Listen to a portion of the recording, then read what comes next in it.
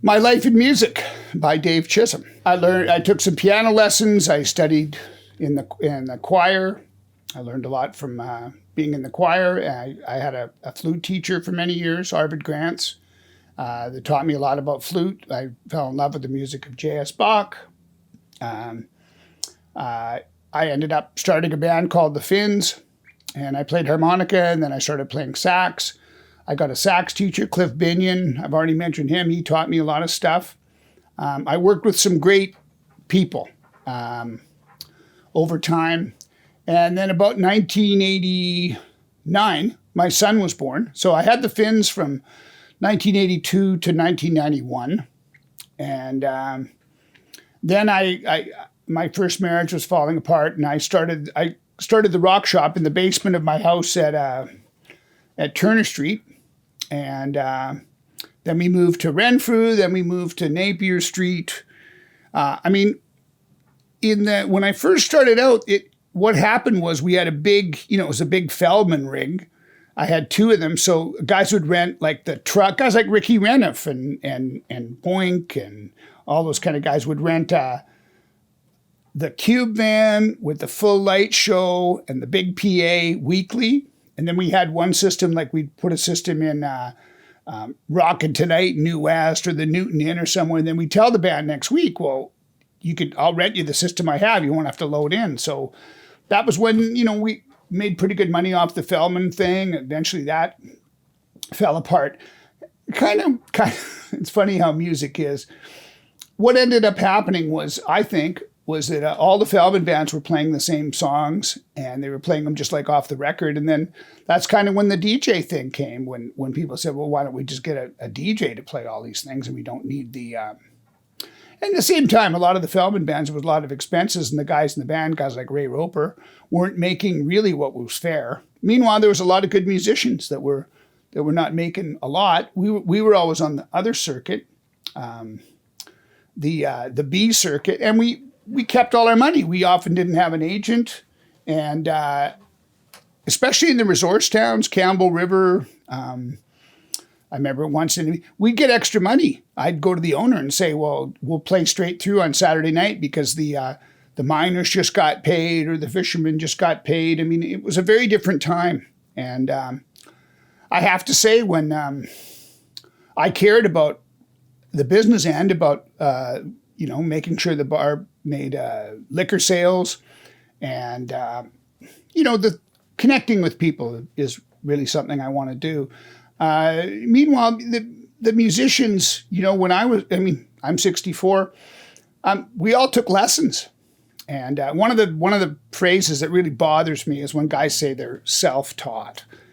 Well, unless you're on the other side of World War II, growing up in the southern states or something like that, nobody's self-taught. Everybody listens to this and that. Nowadays, it seems like everybody wants to get on stage before they're ready, or they don't practice enough, or they don't know enough.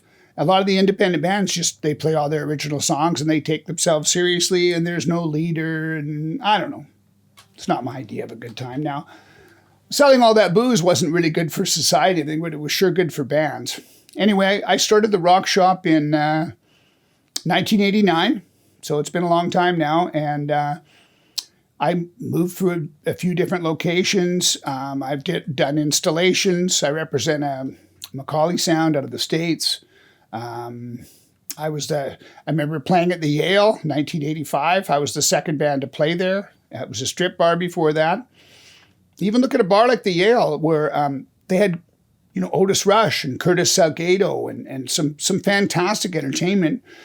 And then it became like $100 a man, and there was, unrehearsed bands mailing it in, and you want to try to blame the owners, but you know what? Some of that's on the bands for not doing a good enough show, and the demographics changed.